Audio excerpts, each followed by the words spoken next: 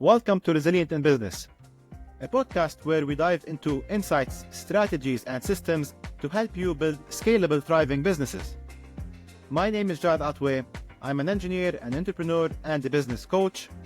Our intention from this show is to provide value and inspire entrepreneurs to keep pushing forward no matter the challenges. If you enjoy the content, subscribe and help us spread the message. Now, let's get into today's episode. I'm very excited for today's topic. Today, I'm joined with a serial entrepreneur, Arianna Smith. She is a therapist and a copywriter as well. Lots of experience and knowledge in using words in order to attract the right aligned clients. Thank you for joining us, Arianna. Thank you so much for having me. I don't know if I've ever been called a serial entrepreneur, but it feels accurate. I do joke I turn hobbies into businesses. So I Yes. guess that's true. Those are two different fields. Walk us through your journey. What got you excited about therapy and why copywriting now? Yeah. So, yeah, and this definitely connects to the theme of like resiliency. So, the funny thing about how I became a therapist was I started volunteering for a sexual assault hotline. So, I would answer calls in the middle of the night from survivors who wanted to talk through something that happened to them, wanted help filing a police report, going to the hospital with them.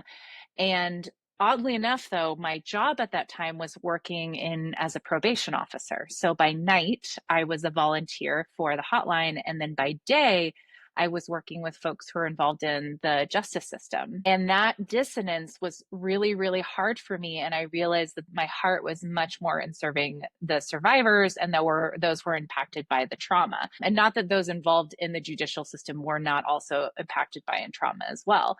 So from there, that's when I decided to become a therapist and worked with trauma survivors, domestic violence survivors, intimate partners, sexual assault, and just always in my heart really loved working with that population. And then, this was before the pandemic, but I wanted to have a job where I could have a creative outlet.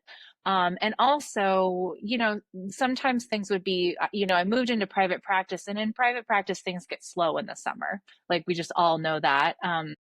And so I was like, what can I do in the summer that, is remote, is creative, isn't as emotionally taxing as working with trauma. And I stumbled into copywriting.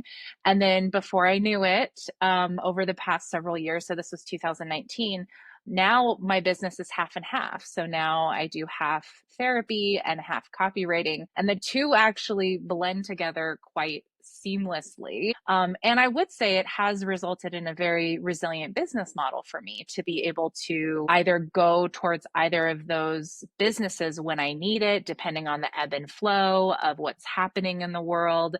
And it has also felt resilient for me because it's like getting to do two of my favorite things, like getting to be with people and then also getting to be creative and write and execute people's visions. And it's what you're doing is very important because sometimes we want a mental break from working on a certain subject, go somewhere else. It's more stimulating and also provides resilience for cash flow. Yeah. Yeah. Yeah. Like there's been times where, if it's like slower with therapy clients, I can just turn up the marketing of my copywriting business a little bit more. And if I feel overwhelmed with those projects, I'm like, okay, I can lean more into the therapy side of things. Yeah. So what has changed over the years in copywriting? Have you found that how are things evolving? Yeah. Well, we were going to talk about like a resilient message, right? We're getting there. We're getting there. Yeah, we're getting there because this relates to it. So what has changed? Okay. I mean, AI hitting the scene was a big thing in the past year. And then I would also say, even before that, what I've seen, at least, and I'm a copywriter for like therapists and wellness professionals, so I can't speak to other niches. But what I've seen in the copywriting world for that is people using a lot more psychologically savvy words. So, for example, when I first wrote my website or wrote websites in like 2019, 2020, I wouldn't use the word trauma. I would say people don't identify that way. They don't use that term. What can we say instead of that? How can we get to that point instead of that? And now, like, even on this podcast, like, I can say I work with trauma survivors and people know what that means. And people come to therapy and they're like, I have to work on my childhood trauma. So just in that niche, I've seen that people becoming a lot more comfortable using psychological terms, and you still can't use a ton of jargon, right? Like, I still have to be mindful around that, but it's been able to shift a little bit more, and people are feeling, I think, a little bit more introspective, psychologically savvy, wanting to understand themselves and their experiences. Yeah. So this takes me to the next question. What creates a resilient message? What creates a resilient message? I know, right? Because I've been through so many shifts. I started copywriting in 2019. And then 2020 happened, and that shifted a lot of things for therapists and wellness professionals, for everyone.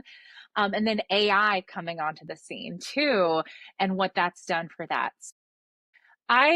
If I were to first operationalize, like, what is a resilient message, I first want to say what a message is. And I want to use a fun analogy that I use. I think I've described it to you before, where so we often think of our business as like this building, and it's the offer, it's what we've created, and then on the outside of the building or the signs is the copy. That's our website, that's our social media site, and then the streets that direct people to the building through your offer is marketing. But the question is, who decided what signs would go in the building? Like, how is the building built? And so that came from a blueprint, which is your message. And that's the architecture of, like, how are you going to say what you're going to say? How are you going to communicate what you're going to do? And so when we think of a resilient message, we have to think about, what are we going to say that is going to stand the test of time, right? That is going to be both adaptive and strategic, that is going to be resonant with our ideal clients, but also resonant with us, because we change as business owners too. The million-dollar question here is, what's the process of making sure that all of those pieces are fit in?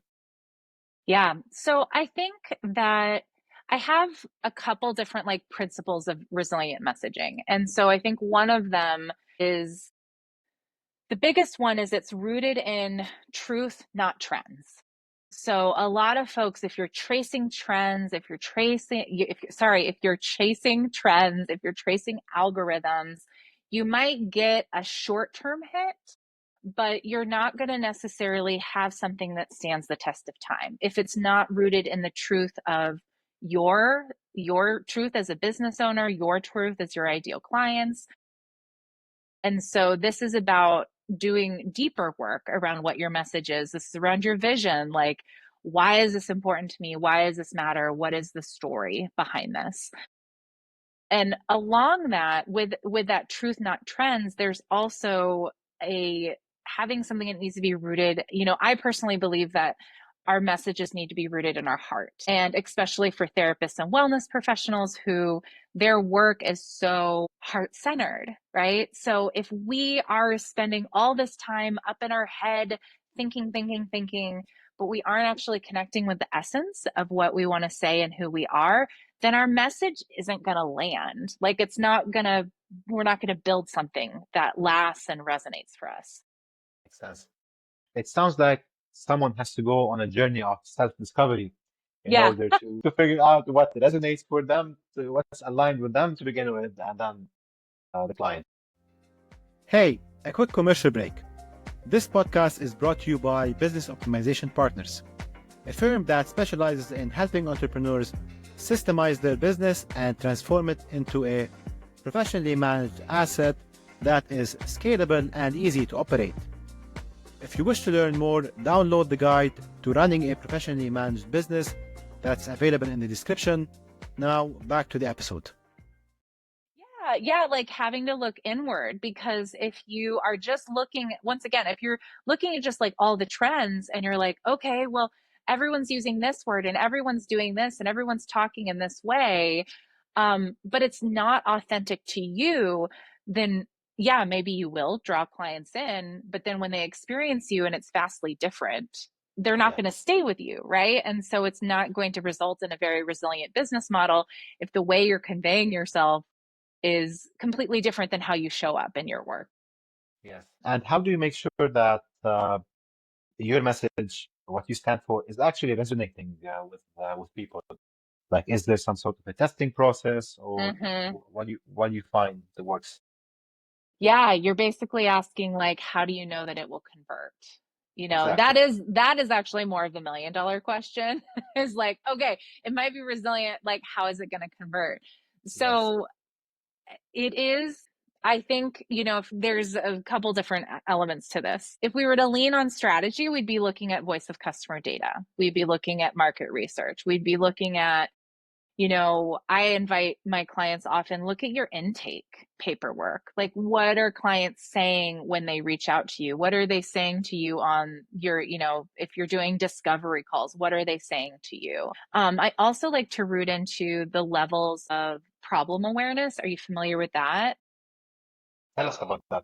Yeah. Okay. So I love, I love the what levels of awareness. And it was one of the biggest things that helped me conceptualize message as a copywriter. So the other day, or no, it was a while back when I saw this ad for like a square water bottle. And I was like, problems I didn't even know I had. Like, I have a round water bottle right here. I need a square one.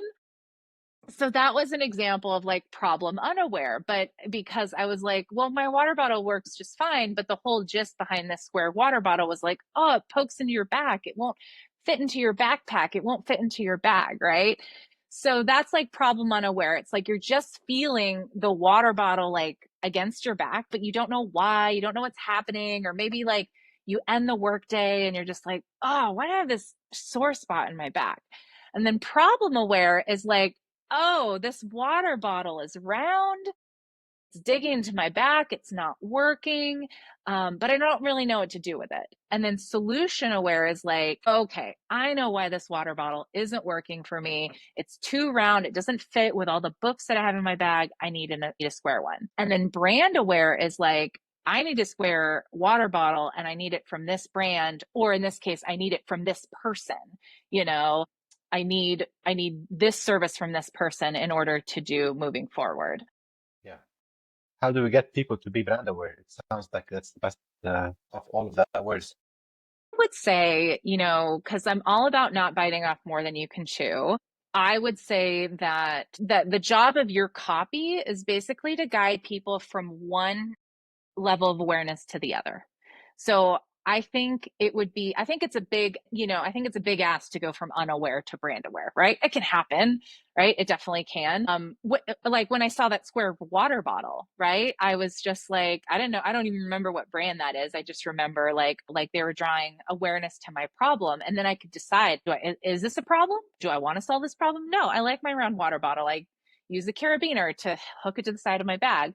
So it's like, I would say less about guiding to brand aware and more about just guiding from one level of awareness to the other. And often the easiest to write to is solution aware or problem aware. So when we're thinking of a resilient message, we're not just thinking about what we're saying, but we're thinking about what level of awareness am I talking to? Because it's going to be hard to talk to people that are problem unaware. But as I mentioned earlier, that shifts over time, right? Like now we can say, I work with survivors of trauma. Now, I'd probably have to get more specific.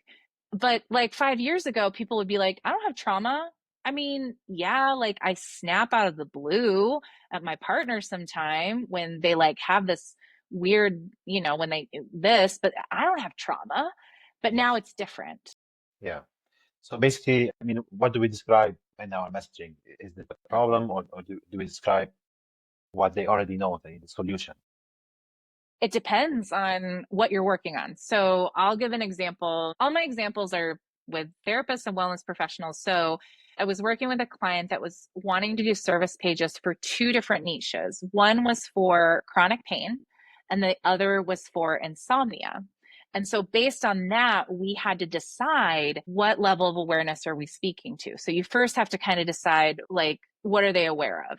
And so, like, with folks with chronic pain, they know they have chronic pain, right? Like they know they have chronic pain, but they might not know what the solution is, right? And so with working with them, it was like identifying problem awareness, meeting them with emotional resonance, knowing that there needed to be a lot of emotional validation, a lot of speaking to what they've been through, and then like, hey, here's an option for you, not over promising. I think another fact of a resilient message is not over promising, right? Because then you're going to get people that are unhappy, and then your reputation goes down the drain.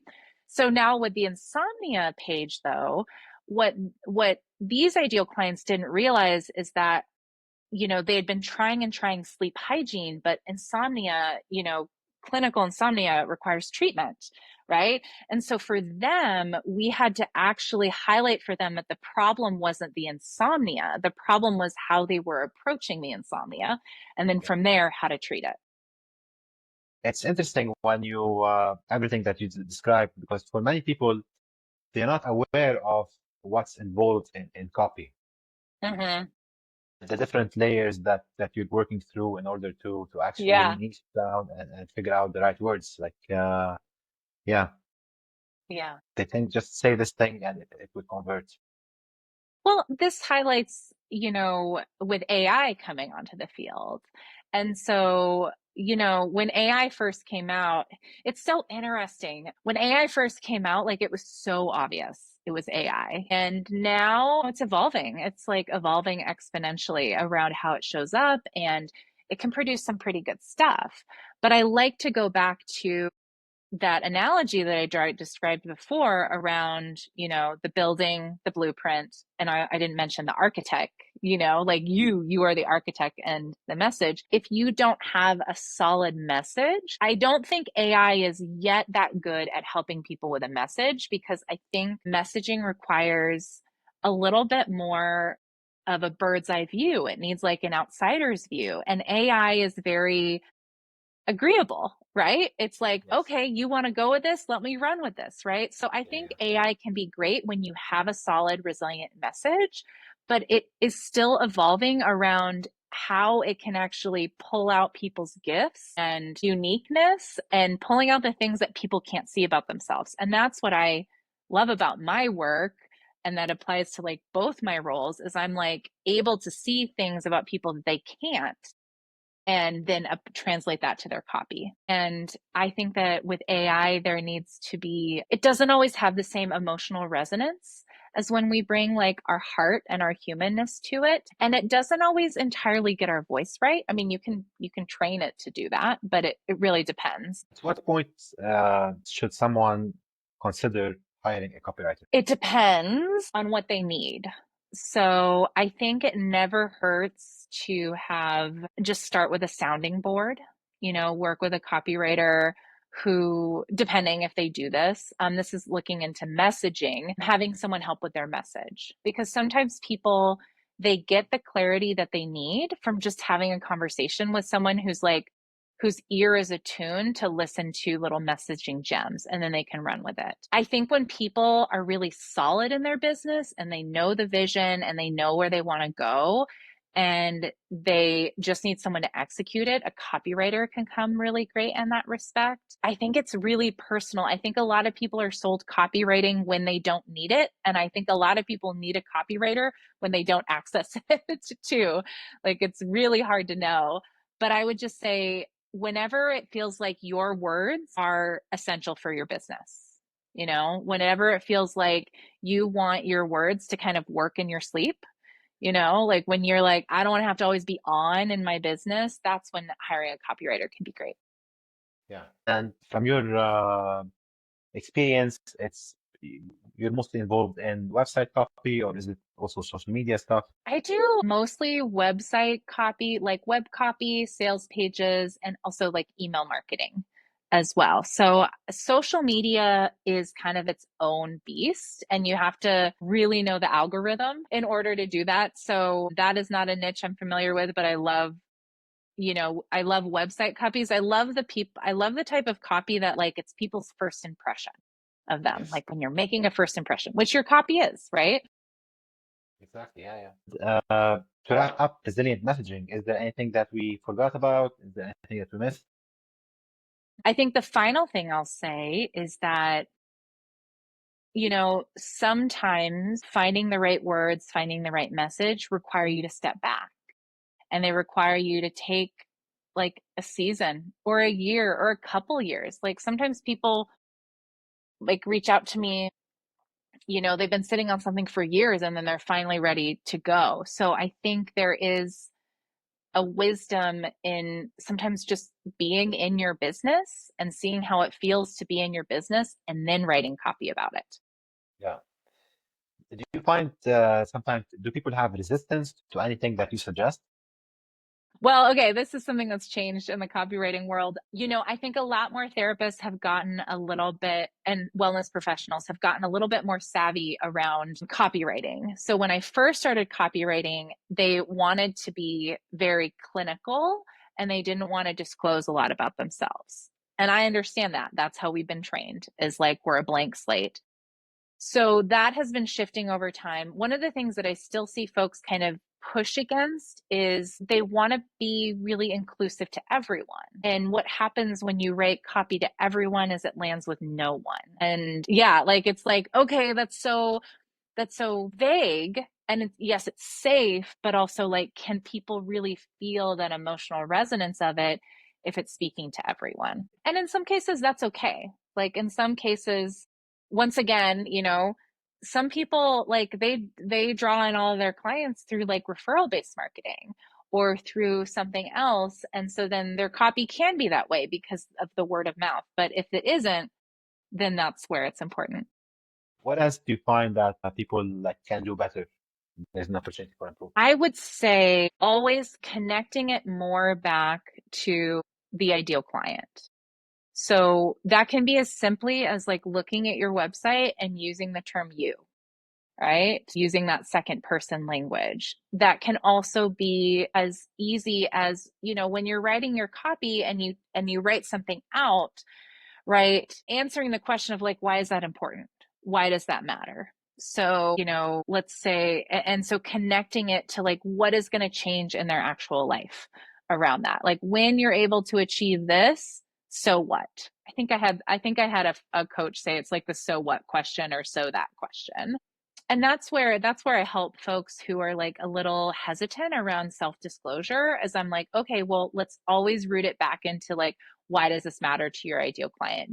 Do they care if you have this experience? Yes. Okay, let's highlight it. Tell us a little bit more about your business. What's the process and how can people work with you? Yeah. So for therapy, I'm in Colorado, so I can only work with Colorado residents, but I do love working with entrepreneurs and also trauma, because I feel like we didn't know we were going to go this way. I feel like people act out their trauma in their businesses sometimes. Sometimes I feel like we didn't know we were going to go there, but I was like, yeah, like they act out their trauma responses in their business. So it never hurts to have a therapist who doesn't have to be me, but a therapist who is savvy around that and how like the business is personal and the personal is business. To work with me as a copywriter, my website is ariannasmith.com. And my website has all my current offerings and people can kind of explore like what they're most interested in. If people want to get a feel for me, I have a newsletter called The Weekly Wordsmith, and where I share a little bit more of these practical insights around like just taking one small thing and applying it to your copy, not taking off more than you can chew. And I go on rants every now and then. I have a couple of rants coming up. Why not? Yeah.